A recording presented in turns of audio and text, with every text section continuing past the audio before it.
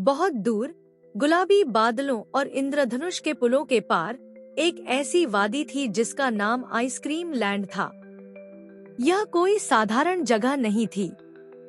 यहाँ चॉकलेट की नदियाँ बहती थी, वनीला आइसक्रीम के सफेद पहाड़ थे जिन पर स्ट्रॉबेरी सॉस की बर्फबारी होती थी और पेड़ों पर टॉफियों और लॉलीपॉप के पत्ते उगते थे। हवा में हर समय मीठी मीठी खुशबू महकती रहती थी। इस खूबसूरत वादी की एक नन्ही सी निगरानी करने वाली थी, एक परी जिसका नाम रोजी था। उसके पंख तितली की तरह रंग बिरंगे थे और उसकी हंसी में तारों की चमक थी। रोजी का काम इस वादी की रौनक को बनाए रखना था। एक दिन वादी के किनारे एक चालाक लोमड़ी मिलो आ पहुंची। उसने जब यह नजारा देखा तो उसकी आंखें हैरत से फैल गईं। चारों तरफ आइसक्रीम, मैंगो, पिस्ता, ब्लूबेरी, कुकीज एंड क्रीम। उसके मुंह में पानी भर आया और उसके दिल में लालच ने जन्म लिया। यह सब कुछ मेरा होना चाहिए, उसने अपने आप से कहा। मिलो ने एक योजना बनाई। वह रोती हुई सूरत बनाकर रोजी परी के पास पहुंची। ओ नन्ही परी, मैं बहुत दूर से आई हूँ और बहुत भूखी हूँ। क्या मुझे थोड़ी सी आइसक्रीम मिल सकती है? रोजी का दिल बहुत नरम था। उसने तुरंत मिलो को एक बड़ा सा चॉकलेट चिप कप दे दिया। मिलो ने उसे एक ही सांस में खा लिया, लेकिन उसका लालच कम न हुआ।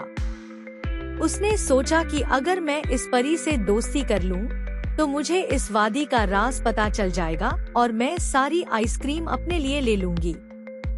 मिलो ने रोजी से मीठी मीठी बातें शुरू कर दी। वह उसकी तारीफ करती, उसके साथ खेलती और जल्द ही रोजी उसे अपनी सच्ची दोस्त मानने लगी। एक दिन मिलो ने मासूमियत से पूछा, रोजी, यह सारी मजेदार आइसक्रीम आती कहाँ से है? रोजी अपनी सादगी में मुस्कुराई और बोली, आओ मेरी दोस्त, मैं तुम्हें दिखाती हूँ। वह मिलो को वादी के बीच में ले गई जहाँ एक जादुई फव्वारा बह रहा था। यह दिलकश फव्वारा था जिससे हर रंग और स्वाद की आइसक्रीम निकलती थी। फव्वारे की चमक से पूरी वादी रोशन थी। जैसे ही मिलो ने वह फव्वारा देखा, उसकी आंखों में एक शैतानी चमक आई। उसने सोचा, अगर मैं इस फव्वारे का रुख अपनी गुफा की तरफ मोड़ दूं, तो सारी आइसक्रीम सिर्फ मेरी होगी। उसने रोजी को बातों में लगाया और जैसे ही रोजी ने दूसरी तरफ देखा, मिलो ने फव्वारे के नीचे लगा एक बड़ा लीवर खींच दिया। वह चाहती थी कि फव्वारे का बहाव रुक जाए और वह उसे अपने काबू में कर ले, लेकिन यह क्या? जैसे ही मिलो ने लालच से लीवर खींचा, फव्वारे से रंगीन आइसक्रीम के बजाय एक भूरे रंग का बेस्वाद पदार्थ निकलने लगा।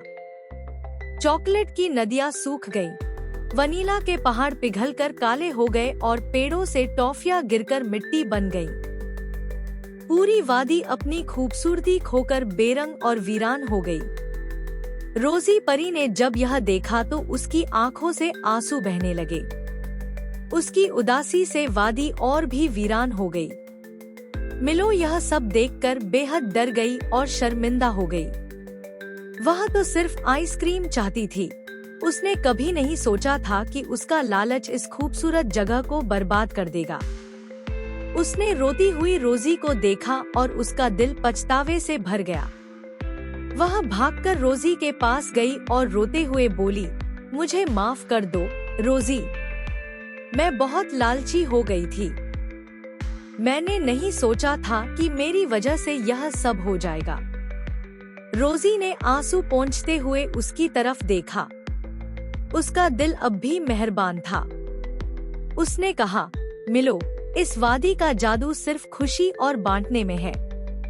जब तुमने इसे सिर्फ अपने लिए चाहा, तो इसका जादू खत्म हो गया। उनको अपनी गलती का एहसास हो चुका था।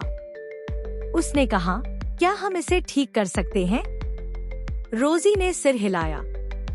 उसने फव्वारे से बचा हुआ आखिरी छोटा सा स्कूप निकाला जो अब भी थोड़ा सा रंगीन था। उसने आधा खुद खाया और आधा मिलो को दिया। जैसे ही मिलो ने वह स्कूप शुक्रिया के साथ स्वीकार किया और खाया, एक चमत्कार हुआ। फव्वारे से दोबारा इंद्रधनुष रंगी आइसक्रीम बहने लगी। चॉकलेट की नदियां फिर से बहने लगी। पहाड़ पहले से ज्यादा ऊंचे और खूबसूरत हो गए और पूरी वादी में फिर से जिंदगी लौट आई, बल्कि वह पहले से भी ज्यादा हसीन लग रही थी। मिलो ने आज एक बहुत बड़ा सबक सीखा था। कहानी का सबक? असल खुशी सब कुछ अपने लिए रखने में नहीं, बल्कि दूसरों के साथ बांटकर खाने में है। लालच हर खूबसूरत चीज को बदसूरत बना देती है, जबकि सच्ची दोस्ती और मोहब्बत उसे और भी हसीन बना देती है।